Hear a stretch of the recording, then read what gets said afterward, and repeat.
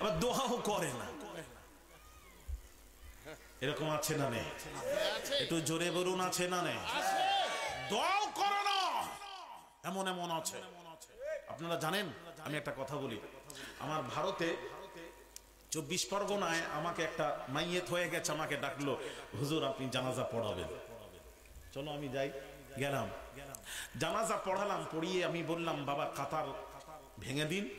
কাতার ভেঙে সূরা ফাতিহা, সূরা ইখলাস শরীফ, দুরূদ শরীফ পড়ুন, ইসালে সাওয়াবের উদ্দেশ্যে সকলেই পড়ুন।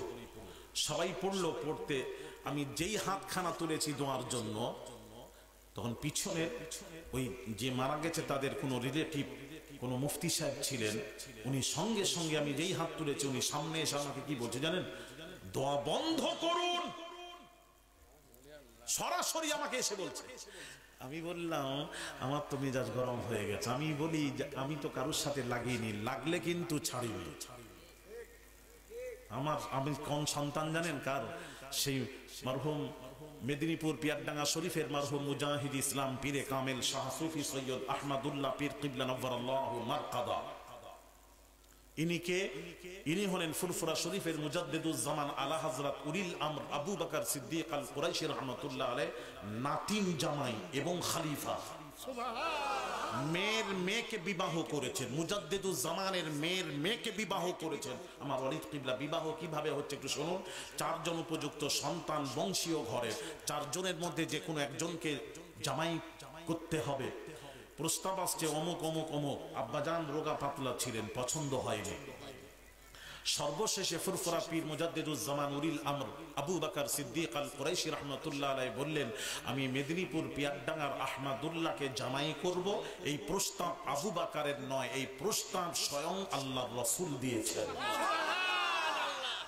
এবং খলিফা তারই নগণ্য সন্তান।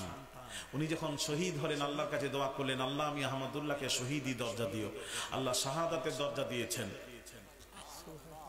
তো উনি ইন্তেকাল করার পর ফুরফুরা শরীফের বাংলা ও আসামের মুফতি আজম মিজলা হুজুর পীর কিবলা নওয়ারাল্লাহু মারকাদা, যার সম্পর্কে মুজাদ্দিদুজ জামান আলা হযরত দাদা হুজুর পীর কিবলা পানি জাহাজে চাপিয়ে বললেন আমি এলেমের জাহাজকে সমুদ্রের উপর ভাসিয়ে দিলাম। এলেমের জাহাজ ছিলেন, যার জানাজার নামাজে 50 লক্ষ মুসলমান জানাজার নামাজে শামিল হয়েছিলেন। মিজলা হুজুর পীর কিবলাকে একজন মাওলানা প্রশ্ন করলো, হুজুর আহমদুল্লাহ হুজুর এখন মৃত্যুর পর কি অবস্থায় আছেন জানতে ইচ্ছুক।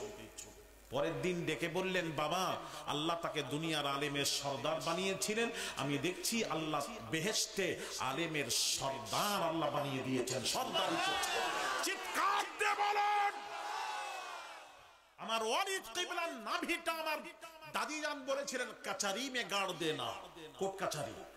কেননা আমার আহমদুল্লাহ কোথাও মাথা মতো করবে না। তারই সন্তান হিসেব করে যেই আমাকে বলেছে দোয়া বন্ধ করুন, আমার মেজাজ গেছে ক্ষেপে। তখন আমি চিন্তা করলাম ঠান্ডা মাথায় হবে না। একটা জিনিস আপনাকে শিখিয়ে দিই, আপনাদের কোথাও চিল্লা চিল্লি হচ্ছে, মারামারি চিল্লা চিল্লি হচ্ছে, আপনি তার মাঝে ঢুকে দেখবেন কে জোরে জোরে চিল্লাচ্ছে, আপনি আগে দেখে নিন। দেখে নিয়ে ওর মাঝে ঢুকে গিয়ে ওর চেয়ে জোরে আপনি চিল্লে দিন। ফলে কি হবে জানেন? ও আপনার দিকে একবার তাকাবে, তাকিয়ে চিন্তা করবে যে আমার চেয়েও কোনো বড় মাস্তান এসে গেছে। ও আস্তে করে বেরিয়ে যাবে, আপনি সেখানে মাস্তান হয়ে যাবেন। কথা ঠিক বলছি কি? সিস্টেম বলে দিলাম তোমার। গলা যদি থাকে তার চেয়ে জোরে চিল্লাতে হবে। ওই মুফতি যখন আমাকে বলল দোয়া বন্ধ করুন, আমি একটু চিৎকার দিয়ে বললাম দোয়া হবে, দোয়ার শেষে তোমার সাথে কথা হবে। দোয়া হয়ে গেছে, আমি আর বলবোই তাড়াতাড়ি সমাপ্ত করে মুফতিকে ডাকলাম। ডেকে জায়গা কিনলে আগে বাউন্ডারি দেওয়া লাগে। জায়গা যখন কিনবেন, জমি কিনবেন, আগে বাউন্ডারি দিয়ে দেবেন, কোনো ফিতনা থাকলে বোঝা যাবে। কথা ঠিক কি না? কথা বলে। তো আমি তখন চিন্তা করলাম, মুফতিকে ডেকে চিন্তা করলাম বাউন্ডারিটা দিয়ে দিই। আমি মুফতি সাহেব কোথা থেকে ফারেক জিজ্ঞেস করছি, তখন বলছে দারুল উলুম দেওবন্দ থেকে। বাপরে, ভারতে দেওবন্দ মাদ্রাসা তো সবাই জানেন, নাম খুব বড় মাদ্রাসা, এশিয়া মহাদেশের নাম করা। তো ওখান থেকে ফারেক। আমি তখন বললাম মুফতি সাহেব আমি হলাম আমি হলাম সাহারানপুর মাজাহিরুল উলুম সাহারানপুর থেকে ফারিগ, আমি হলাম কারিবুল মাখরাজ। অসুবিধা নেই, তোমার সাথে কথা বলবো। আমি বলছি মুফতি সাহেব, আমি এই জন্য জিজ্ঞেস করলাম, জিজ্ঞেস করার কারণটা হলো ওদের নাড়া দিয়ে ওদের দাঁত ভাঙবো, ওই জন্য জিজ্ঞেস করলাম। আমি বললাম মুফতি সাহেব এবার ফতোয়ায়ে দারুল উলুম দেওবন্দ মানেন তো? তখন বলছে হ্যাঁ হ্যাঁ ওটা আমাদেরই ফতোয়া, ওটা ওদেরই ফতোয়া। এখন এখন বাবাজি কথা বুঝতে পেরেছেন? এখন বিশ্ব ইজতিমা হয়, কথা বুঝতে পেরেছেন? তারা বলে ওটা, কথা বুঝতে পেরেছেন, ওটা হলো আমাদের। আর আমরা যে হজে যাই, হজটাকে কি বলে জানে? সেদিন একজন বলছে, ওই জন্য মনে পড়লো বলে, এই তোদের হজে কত লোক হয়? আমাদের বিশ্ব ইজতেমায় কোটি কোটি লোক হয়। এই হজের চেয়ে যদি তুমি বিশ্ব ইজতেমাকে তুমি ইজতেমা, ওটা বিশ্ব ইজতেমা নয়, ভুল কথা, বিশ্ব ইজতেমা তো হজ পাকে, ওটাই একটাই বিশ্ব ইজতেমা হয় যেটা হজ পাকে। তো তুমি যে বললে বিশ্ব ইজতেমা, তোমাদের ইজতেমাকে যে ওই ইজতেমার থেকে হজের চেয়ে যদি বেশি গুরুত্ব দাও, ঈমান থাকবে না। ঠিক কিনা জোরে শোনা করছেন, যাচ্ছেন যান, কিন্তু এই ধরনের ভাষা বলে বেঈমান হবেন না।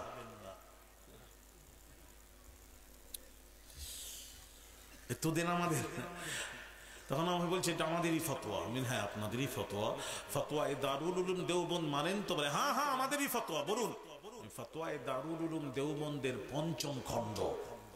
কত খণ্ড? না পেলে আমাকে ফোন করবেন,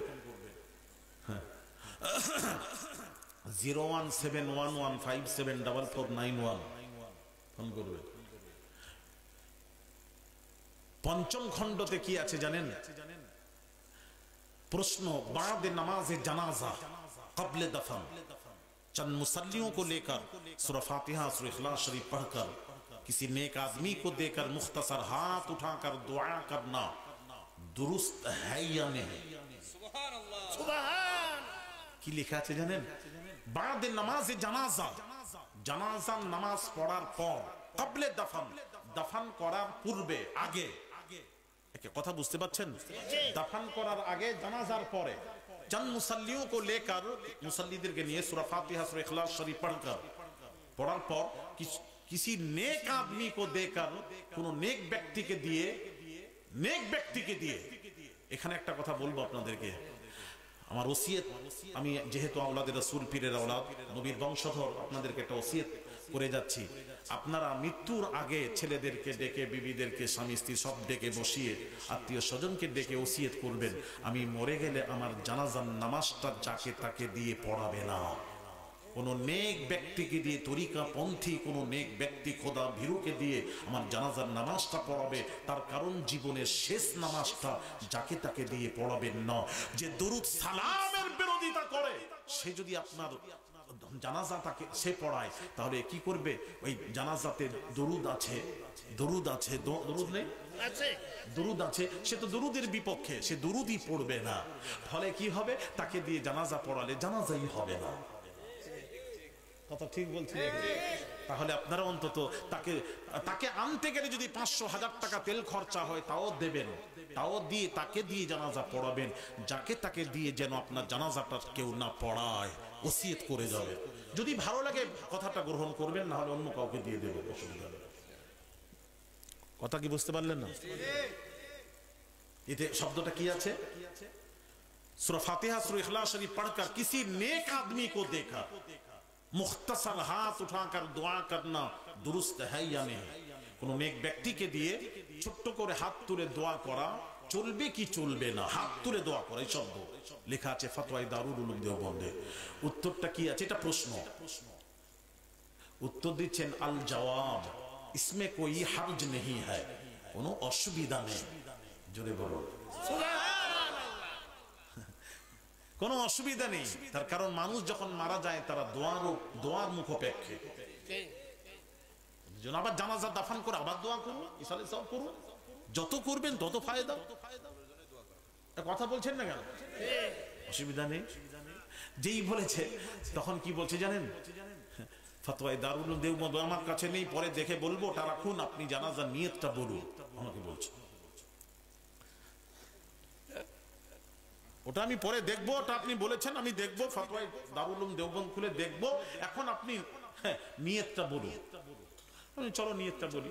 নওয়াইতু আন উআদ্দিয়া আরবা তাকবীরাতি সালাতিল জানাজা। সালাতিল জানাজার মানেটা কি? সালাত মানে কি? না না, এখানে সালাত আমরা নামাজ বলি, নাম রাখা হয়েছে কিন্তু নামাজ। হ্যাঁ, ভালো করে বুঝুন। যেমন আল্লাহ পাক বলছেন ইয়াদুল্লাহি ফাওকা আইদিহিম। আল্লাহ পাক কোরআনে বলছেন ইয়াদুল্লাহি ফাওকা আইদিহিম, যারা রাসূলুল্লাহর হাতের উপর যারা হাত রাখলো, হাত মোবারকের উপর হাত রাখলো, আল্লাহ বলছেন ইয়াদুল্লাহ। ইয়াদুল মানে হাত, আল্লাহ মানে আল্লাহ। ওটা আমি আল্লাহ, আমার হাত। তাহলে আল্লাহ নিজেই বলেছেন আমার হাত। তাহলে হাত যদি থাকে আল্লাহ, তাহলে আল্লাহ দেহ থাকবে, দেহ থাকলে বডি থাকবে, বডি থাকলে মাথা থাকবে, পা থাকবে। তাহলে আল্লাহ আকার আছে, কথা বলেন না আছে? তাহলে আল্লাহ কি? কত ভুলের মধ্যে আপনারা এখনো হাবুডুবু খাচ্ছেন। এই জন্য আমাদের দরকার আছে গো, ভারতে হুজুরের দরকার আছে। অনেকেই সবাই বলে, বাংলাদেশে বলে, সব জায়গায় জিজ্ঞেস করেছে বলে নিরাকার। নিরাকার বলবেন না, হাওয়া বাতাস অনুভব হয়, বাতাস দেখা যায় না। তাহলে নিরাকার বস্তুকে সৃষ্টি করেছেন আমার আল্লাহ। তাহলে আল্লাহ আকার থেকেও পাক, নিরাকার থেকেও পাক। নিরাকার বলবেন না ভুলে, আপনারা বলেন নিরাকার। নিরাকার বলছেন কেন? নিরাকার বস্তু তো, বস্তুর স্রষ্টা হলেন আল্লাহ। আল্লাহ নিরাকার থেকেও পাক, আকার থেকেও পাক। তাহলে আল্লাহ কি? ফাতিরুস সামাওয়াতি ওয়াল আরদ জাআলা লাকুম মিন আনফুসিকুম আজওয়াজান ওয়া মিনাল আনআমি আজওয়াজা ইয়াদরাউকুম ফীহি লাইসা কামিসলিহি শাই। লাইসা কামিসলিহি শাই, তাকে কোন জিনিসের সাথে মিসাল দেবে না, দেওয়া যাবে না। সে কি আল্লাহই জানে। তাহলে আল্লাহ এটাকে বান্দাকে বোঝানোর জন্য বলেছেন, নাম রেখেছেন হাত। কিন্তু ওটা কি হাত? ওটা কুদরতি হাত। তদ্রূপ সালাতিল জানাজা, সালাতের অর্থ কি জানেন? এখানে সালাতের অর্থ নাম রাখা হয়েছে নামাজ, কিন্তু আসলে কিন্তু সালাতের অর্থ নামাজ নয়। ও মুফতি সাহেব আমাকে কি বোঝাতে চাচ্ছে, কোন প্যাঁচ মারবে আমি তো বুঝতেই পেরেছি। দাড়িটা পেকেছে, এমনি পেকেছে। গোটা দুনিয়া ঘুরছি, জানেন না আপনারা? বাংলাদেশে 4টা ডিস্ট্রিক্ট বাদ আছে এখনো যেতে আমার, নচেত আল্লাহ গুনাহগারকে সব বাপরে বাংলাদেশে ছড়িয়ে দিয়েছে। এখনো ডাকছে ওসব ডিস্ট্রিক্টে, আমি আর যেতে পারছি না, সময় দিতে পারছি না। এই সামনের প্রশ্ন আমার সব ফিল আপ। আপনি কি দাওয়াত দিবেন? এখন দাওয়াত দিতে গেলে ঘুরে যাবেন, এছাড়া রাস্তা নেই। তো কোন প্যাচ মেরেছে বুঝতে পেরেছে, আমাকে জিজ্ঞেস করছেন মুফতি সাহেব সালাতিল জানাজার মানেটা কি বলুন। আমি বললাম সালাতিল জানাজার অর্থ হলো জানাজার দোয়া। এখানে সালাতের অর্থ হলো দোয়া, নামাজ নয়। কেননা আপনি বলুন নামাজের মধ্যে রুকু সাজদা ফরজ, ঠিক? আর কথা বলেন না কেন?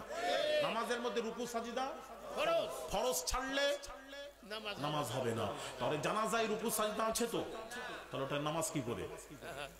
দোয়া। নাম রাখা হয়েছে নামাজ, কিন্তু দোয়া। হ্যাঁ, মাথায় ঢুকছে? হ্যাঁ, আমি ঢোকাবো একটু। তো সালাতিল জানাজার মানেটা কি আমাকে জিজ্ঞেস করছে। আমি বললাম মুফতি সাহেব সালাতিল জানাজার অর্থ হলো জানাজার দোয়া। যেই বলেছি মুফতি লাফ মেরে উঠে বলছে তাহলে জানাজাটাই তো দোয়া, আবার আপনি দোয়া করলেন কেন? এটাই ওদের দলিল। ওরা আমাদের কাছে বসলে 5 মিনিটও টিকবে না। ক মিনিট বললাম? 5 মিনিট। কি করে বলে সালাতিল জানাজা, জানাজা মানেই তো দোয়া, আবার দোয়া করলেন কেন? এছাড়া আর দলিল ওদের নেই। তখন আমি মুফতি সাহেবকে কি উত্তর দিয়েছিলাম? আমি বললাম মুফতি সাহেব দোয়া তো জানাজার পর দোয়া তো হাত তুলে দোয়া তো হাদিস শরীফে আছে। তখন বলছে দলিল দেবেন, দলিল ছাড়া কোনো কথা হবে না। তা তো নিশ্চয়ই, দলিল ছাড়া তো কোনো কথা হবে না। দলিল নেন। قال رسول الله, জানাজার দোয়ার পক্ষে দলিল। قال رسول الله صلى الله عليه وسلم يقول إذا صليتم على الميت فأخلصوا له الدعاء رواه أبو داود। সিয়াসিতার হাদিস আবু দাউদ খুলুন, আল্লাহর নবী বিশ্ব নবী রাহমাতুল লিল আলামিন হুজুর ইরশাদ করেন, মাইয়িতের জানাজার নামাজ ইয়াকুলু ইযা সাল্লাইতুম আলাল মাইয়িতি, মাইয়িতের জানাজার নামাজ যখন পড়ে নেবেন ফাখরিসু লাহু দুআ, আল্লাহর নবী বলেন ওই মাইয়িতের জন্য তোমরা দোয়া করো আরো জোরে। এই তো হাদিস শরীফে দোয়া আছে। মুফতি সাহেব কি বলছে জানেন? হ্যাঁ হাদিসটা ঠিকই আছে, অসুবিধা নেই। আমি বললাম যাক বাঁচলাম বাবা, স্বীকার করেছে। তখন শুনেন না কথা, শুনে স্বীকার করে হ্যাঁ হাদিস ঠিকই আছে। আমাকে বলছে আমার হাদিসে কি আছে? নবীজি বলেছেন দোয়ার কথা বলেছেন, ঠিকই আছে তো। আমি তাহলে ঠিকই আছে তো দ্বন্দ্ব করছেন কেন? তখন বলছে হাদিস শরীফে নবী বলেছেন দোয়ার কথা বলেছেন, কিন্তু নবী তো হাত তুলে দোয়ার কথা তো বলেননি, আপনি হাত তুললেন কেন? আরেক প্যাচ, প্যাচের পর প্যাচ। আমি তখন চিন্তা করলাম যখন প্যাচই মারছে, আমি সত্যি হাতের কথা তো নেই, দোয়ার কথা আছে হাতের কথা নেই। যখন প্যাচ মারছে আমি চিন্তা করলাম এই মুফতি সাহেবকে টিটিনাস দেওয়া লাগবে। কি দেওয়া লাগবে? টিটিনাস বোঝেন তো? আমি কি টিটিনাস দিয়েছিলাম, আমি বলে এবার যে টিটিনাস দেবো আর যেন ঘুরে না আসে, যে কোনো একটা হবে, থাকবে নচেত যাবে, এমন পাওয়ার ওষুধ দেব। তা আমি বললাম মুফতি সাহেব ঠিকই বলেছেন, এখানে হাত তুলে হাতের কথা উল্লেখ নেই। তাহলে মুফতি সাহেব তাহলে জবাব দিচ্ছি। মুফতি সাহেব এবার আপনার জবাব শুনেন। বলে হ্যাঁ জবাব দিন। আমি মুফতি সাহেব খাওয়া দাওয়া করেন? বলে হ্যাঁ করি। আমি বললাম দলিল দেবেন, প্রত্যেক কথার দলিল দিতে হবে।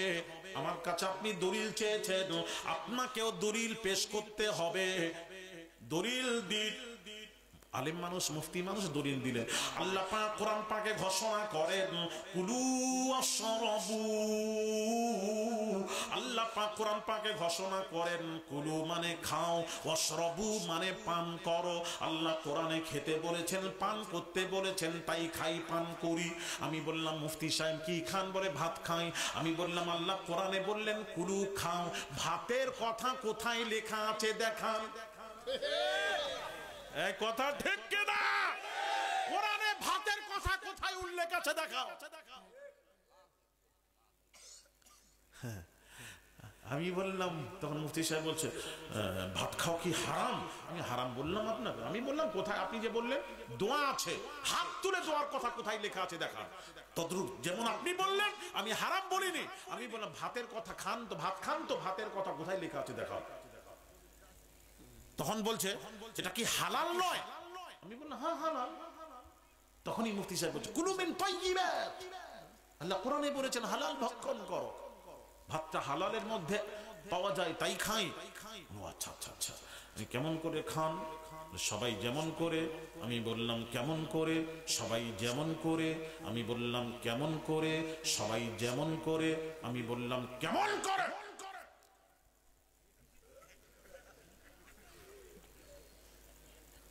হাত দিয়ে। আমি বললাম আল্লাহ কোরআনে বললেন কুলু খাও, খেতে বলেছেন, হাতের কথা কোথায় লেখা আছে দেখান। কথা বলেন না কেন? আল্লাহ তো কুলু মানে খাও, খেতে বলেছেন, হাতের কথা বলেননি। বলে প্লেটে ভাত থাকবে, মুখটা নিয়ে গিয়ে ডাইরেক্ট। কথা ঠিক কিনা? তখন কি বলছে যেন ওইভাবে মানুষ খায়। রেগে গেছে আমার উপর, রেগে গিয়ে বলছে ওইভাবে মানুষ খায়, গরু ছাগল খায় মুখ দিয়ে সরাসরি। মানুষ খেতে গেলে, মানুষকে খেতে গেলে হাত দিয়ে খেতে হয়। আমি বললাম মুফতি সাহেব লাইনে এসেছেন, যেমন খেতে হলে হাত দিয়ে খেতে হয়, তেমন আল্লাহর বান্দা আল্লাহর কাছে যখন দোয়া চায়, দোয়া চাইতে গেলে হাত তুলে দোয়া চাইতে হয়। চিৎকার দিয়ে বলেন।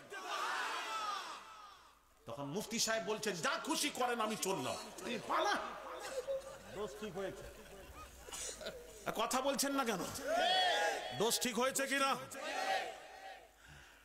জায়গা মতো ধরবেন, জব্দ। কথা বুঝতে পেরেছেন? শোনা আস্তে কেমন করে ফিতনা করছে বাবাজি। দোয়ার সিস্টেম হলো হাত তুলে দোয়া করা। দোয়ার সিস্টেম কি? হাত তুলে দোয়া করা। ভাই আমার বাবাজিরা, হাত তুলে সিস্টেম হলো হাত তুলে দোয়া করা। হাদিস শরীফটা শোনাবো। হাদিস শরীফ শুনুন, বুখারী শরীফ চলে যান, সহিহুল বুখারী দ্বিতীয় খণ্ড চলে যান। হযরত আনাস বিন মালিক রাদিয়াল্লাহু তাআলা আনহু তিনি কি বলছেন? এদিকে তাকান, আনাস বিন মালিক রাদিয়াল্লাহু তাআলা আনহু তিনি বলেন, আল্লাহর নবী খালিদ সাইফুল্লাহকে যুদ্ধের জন্য পাঠিয়ে দিলেন। পাঠিয়ে দিয়ে রাসূলুল্লাহ খালিদ সাইফুল্লাহর বিজয়ের জন্য দোয়া করছেন। হযরত আনাস বিন মালিক বললেন, ওয়ারাইতু বায়াযা ইবতাইহি, হাদিসের ইবারত ওয়ারাইতু বায়াযা ইবতাইহি। আল্লাহর নবী এতটা হাত তুললেন, আমি আনাস বিন মালিক নবীজি দুই বগল মোবারকের সাফেদি দেখতে পেয়েছি। সুবহানাল্লাহ। বগল মোবারকের সাফেদি দেখেছি। কতটা হাত তুলেছে, সুবহানাল্লাহ, জোরে বলুন সুবহানাল্লাহ। তাহলে দোয়ার সিস্টেম হলো হাত তুলে দোয়া করা। আরো হাদিস শুনুন, শুনবেন? এই জোরে বলুন। কবর দিয়ে দেব দলিল এত আছে, এই ছেলেরা মাটির দরকার হবে না। সুন্নি জামাতের কাছে আমাদের কাছে আছে। হ্যাঁ ভাইরা আমার বাবাজিরা, তাই বলছিলাম কত নেবেন বাবাজি। হাদিস শরীফ খুরুন, ক্বালা আবু মুসা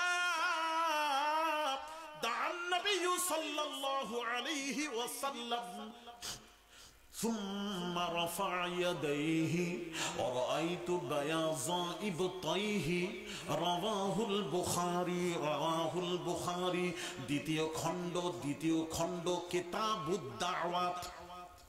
কি বললাম? একটু জোরে বলুন, কি বললাম? কিতাবুদ দাওয়াত, বুখারী দ্বিতীয় খণ্ড খুলুন। না পেলে আমার কাছে আসুন, নিয়ে আসুন। তাহলে তো বুখারী সব সাজিয়ে রাখতে হয়।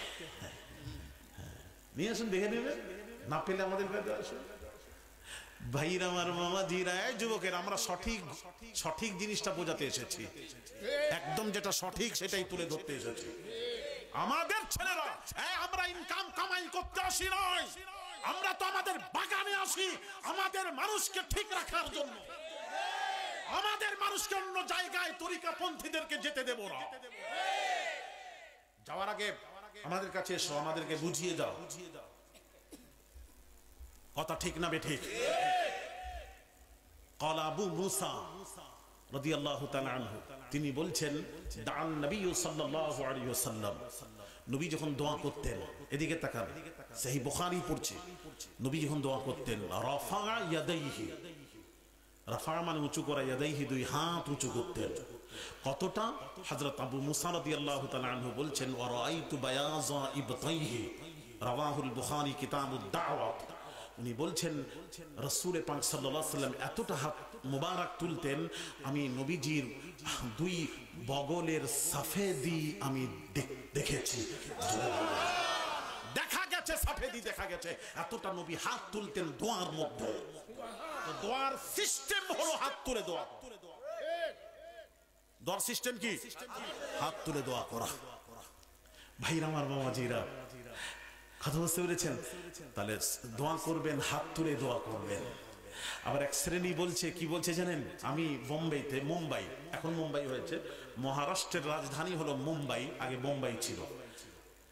আমি মাহফিলে গেছি মুম্বাইতে, সব ফ্লাইটে যেতে হয়, ওরা নিয়ে যায় সব ভাড়া ওদের। আচ্ছা, আমি যখন আমাকে নিয়ে গেল, আমি সান্তাক্রুজ এয়ারপোর্টের পাশে যখন জলসা করতে গেছি, আমি পাশে এক মসজিদে নামাজ পড়তে গেছি। শোনেন, পাশে মসজিদে নামাজ পড়তে গেছি। তো ইমাম সাহেব কি করলো জানেন? যে ইমামের পিছনে নামাজ পড়লাম, ইমাম সাহেব সালাম ফিরিয়ে দোয়া না করে সোজা রুমের মধ্যে ঢুকে পড়লেন, দোয়া করলেন না। আমি আস্তে করে, যেই নামাজ শেষ হয়ে গেল, আমি আস্তে করে পেছনে গিয়ে ইমামের রুমে ঢুকে পড়লাম। ঢুকে পড়ে আমি বললাম, আসসালামু আলাইকুম ওয়া রাহমাতুল্লাহ। वालेकुम अस्सलाम। हाँ, बात क्या है, कहाँ से तशरीफ ला रहे हैं? मैंने कहा कलकत्ता से। वो कलकत्ता का मौलाना है? मैंने कहा जी हाँ। हाँ, क्या बात है बताइए।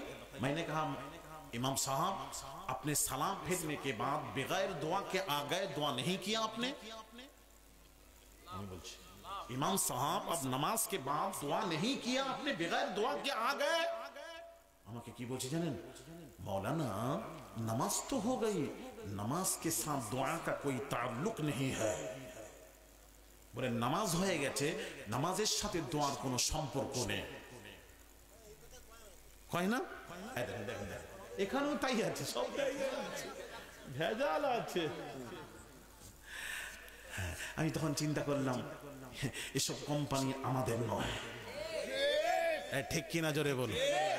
আমি তখন কি বললাম, কথা বুঝতে পেরেছেন ভাইয়ের আমার? বাবাজির এক শ্রেণীর ইমামরা আলেমরা ফরজ নামাজের পর দোয়া করে না, সম্মিলিত ভাবে দোয়া মানে না, করে না আলাদা। যদি বলেন অস্বীকার করেন তাহলে আপনার সাথে বসতে রাজি আছে।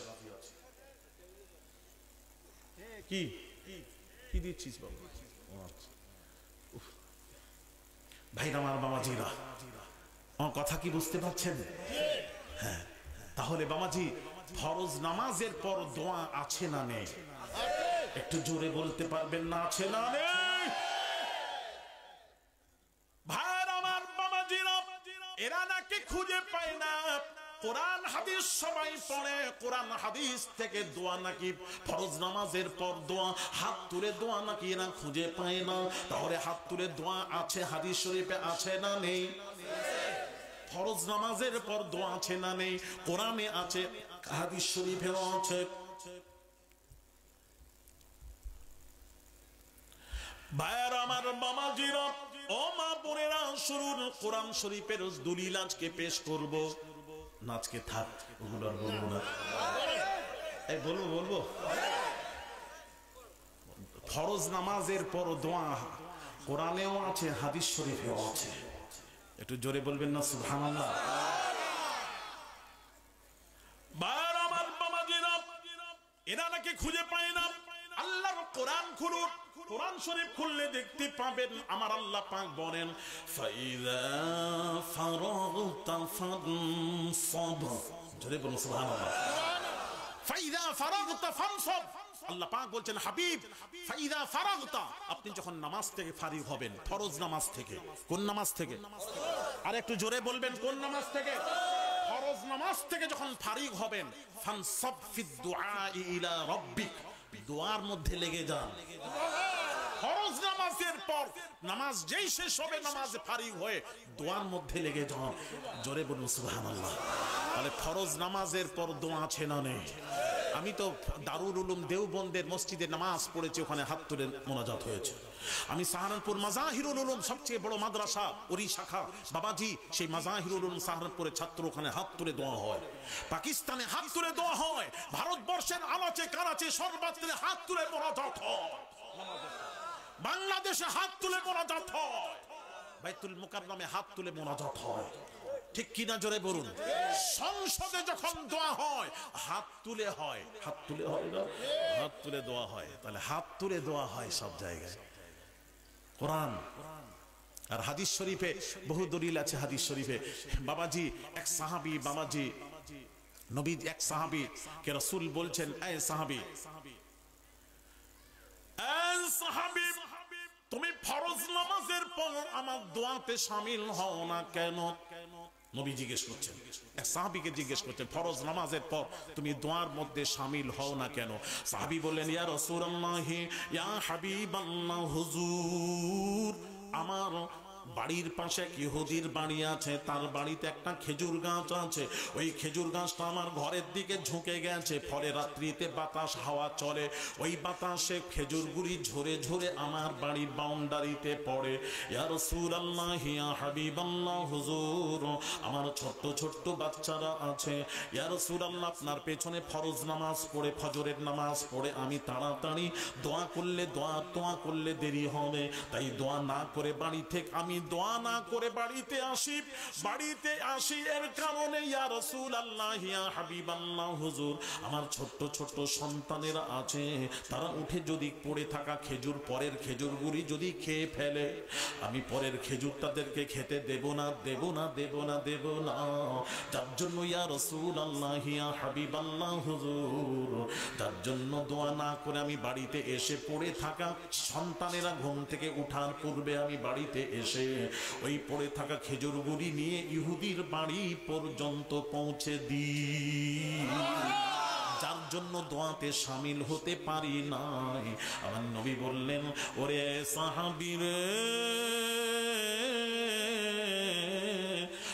ও সাহাবী শোনো শোনো, আমি ইহুদিকেও একটি খেজুর গাছের পরিবর্তে 5টি খেজুর গাছ দিয়ে দিচ্ছি, তো তারপরও তুমি দোয়া ছেড়ো না।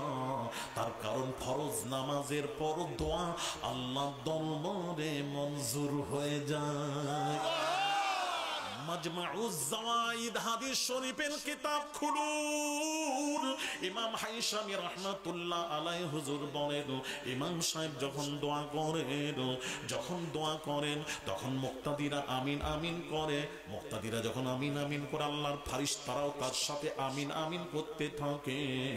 ওই বাবাজি মুক্তাদির আমিনের সাথে ফেরেশতার আমিন যখন এন্ড হয়ে যায়, ওই দোয়াটি আল্লাহ দরবারে মঞ্জুর হয়ে যায়। আরো জোরে। তাহলে দোয়া চলবে কি চলবে না? হাত তুলে দোয়া চলবে কি চলবে না? আপনারা চালিয়ে যান, আল্লাহর কাছে হাত তুলেই তো দোয়া করতে হয়। হাত তুললে কি হয়? আজিজি ইনকিসারি হয়। আর ফরজ নামাজের পর দোয়া কবুল হয়, এটা মাথায় রাখবেন। কে কি করলো দেখার দরকার নেই। আমাদের পীরেরা যে বলে গেছেন, আমাদের ইমাম যা বলে গেছেন, পীরেরা যা বলে গেছেন, সেই মোতাবেক আমরা চলবো। ঠিক কিনা জোরে বলেন। আর আমরা যে হজে যাই, হজটাকে কি বলে জানেন? সেদিন একজন বলছে, ওই জন্য মনে পড়লো, বলে এই তোদের হজে কত লোক হয়? আমাদের বিশ্ব ইজতেমায় কোটি কোটি লোক হয়। এই হজের চেয়ে যদি তুমি বিশ্ব ইজতেমাকে তুমি ইজতেমা, ওটা বিশ্ব ইজতেমা নয়, ভুল কথা, বিশ্ব ইজতেমা তো হজ পাক, ওটাই একটাই বিশ্ব ইজতেমা হয় যেটা হজ পাকে। তো তুমি যে বললে বিশ্ব ইজতেমা, তোমাদের ইজতেমাকে যে ওই ইজতেমার থেকে হজের চেয়ে যদি বেশি গুরুত্ব দাও, ঈমান থাকবে না। ঠিক কিনা জোরে শোনা করছেন, যাচ্ছেন যান, কিন্তু এই ধরনের ভাষা বলে বেঈমান হবেন না।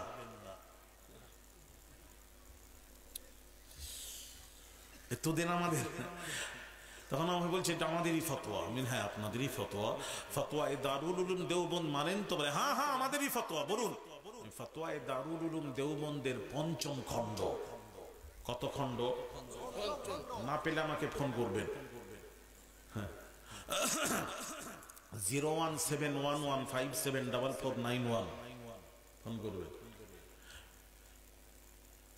5ম খণ্ডতে কি আছে জানেন?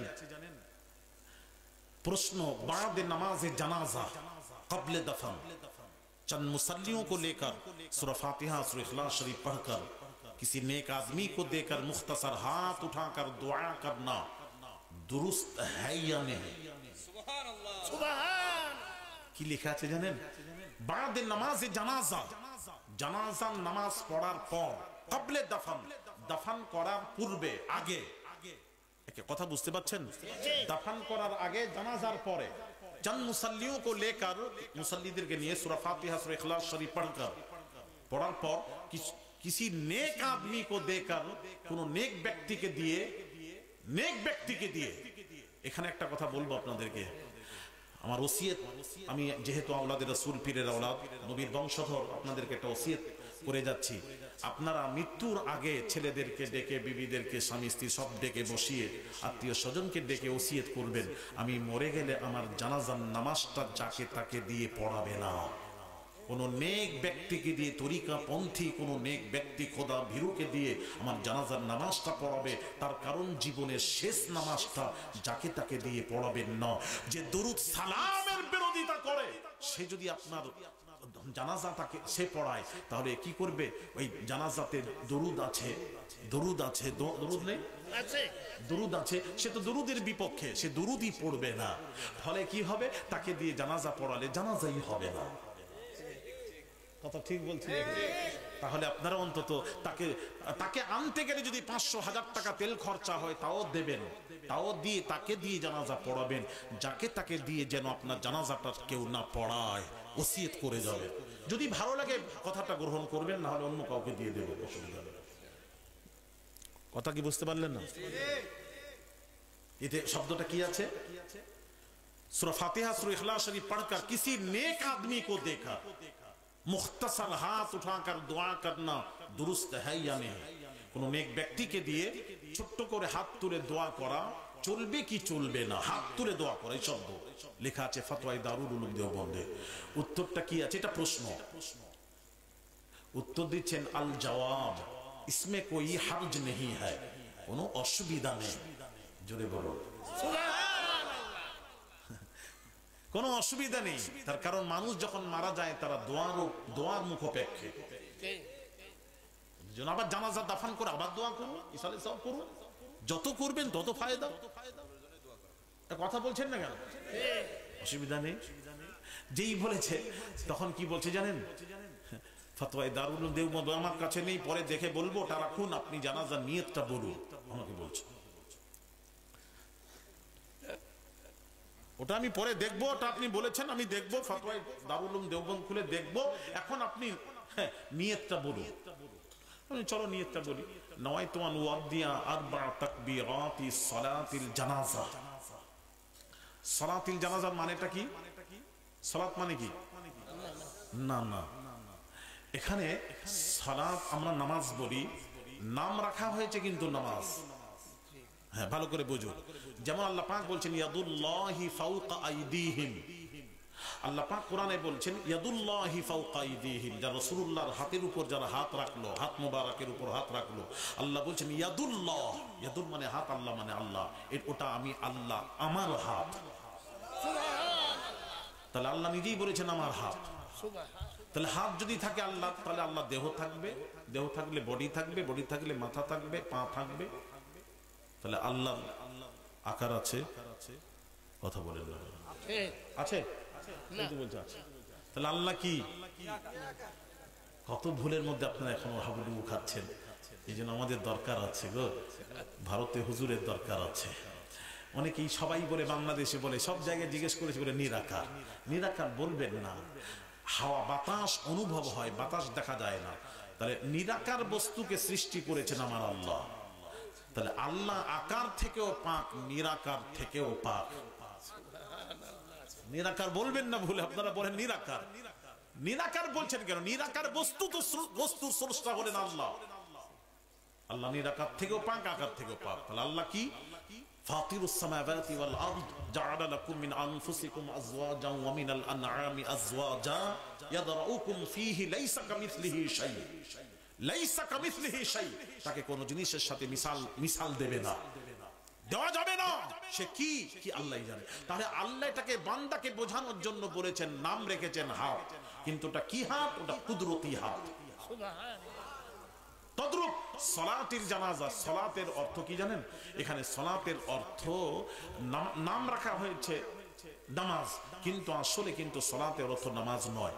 ও মুফতি সাহেব আমাকে কি বোঝাতে চাচ্ছে, কোন প্যাঁচ মারবে আমি তো বুঝতেই পেরেছি। দাড়িটা পেকেছে, এমনি পেকেছে, গোটা দুনিয়া ঘুরছি, জানেন না আপনারা? বাংলাদেশে 4টা ডিস্ট্রিক্ট বাদ আছে এখনো যেতে আমার, নচেত আল্লাহ গুনাহগারকে সব বাপরে বাংলাদেশে ছড়িয়ে দিয়েছে। এখনো ডাকছে ওসব ডিস্ট্রিক্টে, আমি আর যেতে পারছি না, সময় দিতে পারছি না। এই সামনের প্রশ্ন আমার সব ফিল আপ। আপনি কি দাওয়াত দিবেন? এখন দাওয়াত দিতে গেলে ঘুরে যাবেন, এছাড়া রাস্তা নেই।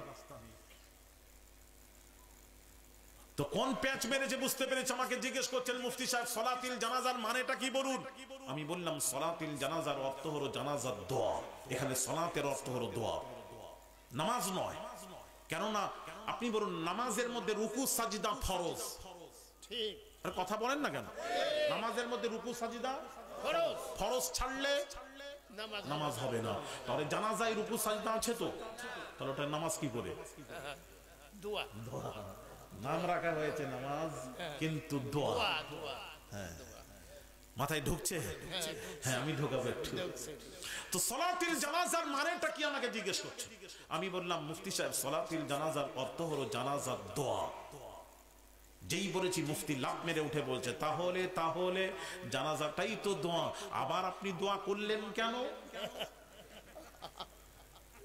এটাই ওদের দলিল। ওরা আমাদের কাছে বসলে 5 মিনিটও টিকবে না। ক মিনিট বললাম? 5 মিনিট।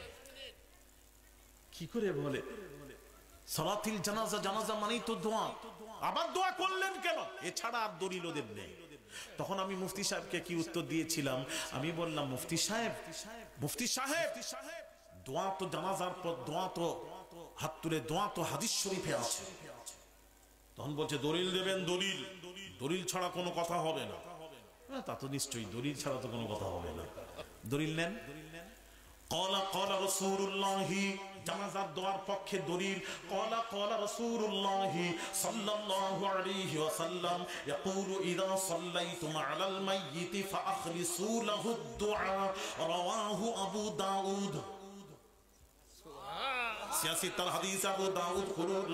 আল্লাহর নবী বিশ্ব নবী রাহমাতুল লিল আলামিন হুজুর ইরশাদ করেন, মাইয়িতের জানাজার নামাজ ইয়াকুলু ইযা সাল্লাইতুম আলাল মাইয়িতি, মাইয়িতের জানাজার নামাজ যখন পড়ে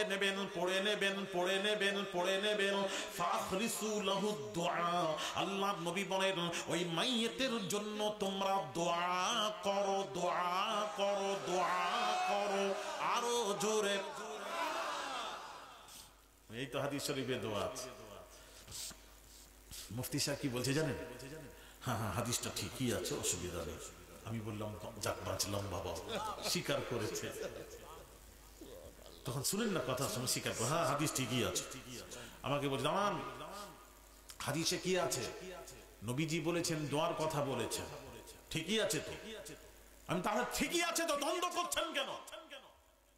তখন বলছে হাদিস শরীফে নবী বলেছেন দোয়ার কথা বলেছেন, কিন্তু নবী তো হাত তুলে দোয়ার কথা তো বলেননি, আপনি হাত তুললেন কেন? আরেক প্যাচের পর প্যাচ।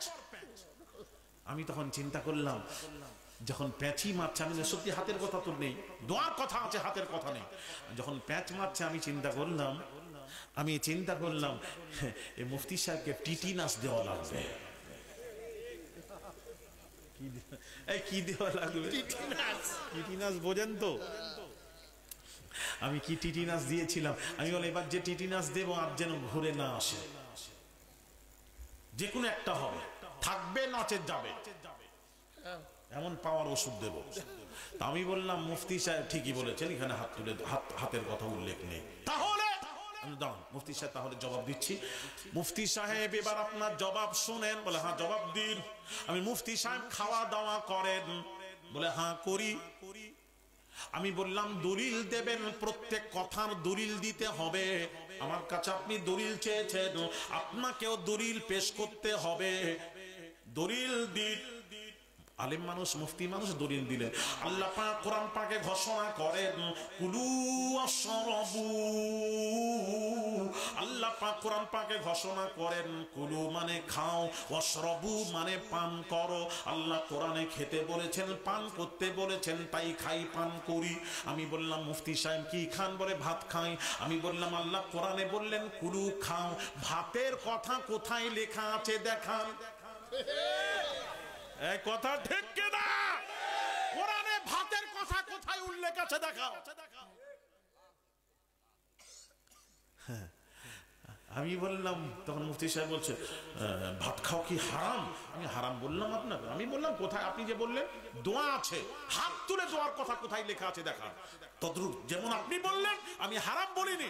আমি বললাম ভাতের কথা খান তো, ভাত খান তো, ভাতের কথা কোথায় লেখা আছে দেখাও। তখন বলছে